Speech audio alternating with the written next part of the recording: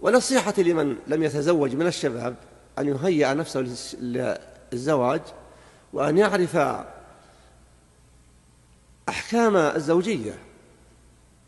وأحكام علاقة الرجل بالمرأة، وما يباح له وما لا يباح، وما يجب عليه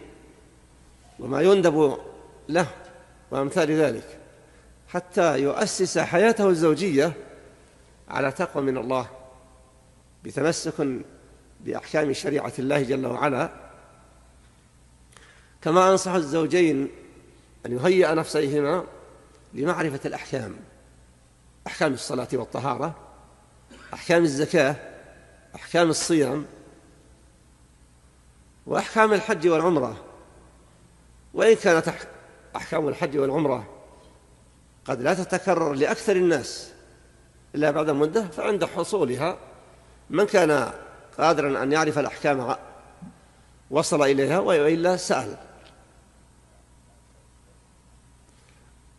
أحكام الصلاة والطهارة والصيام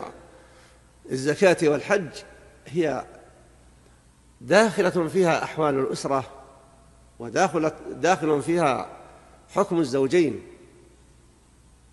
ليعرف هذه الأمور لمساس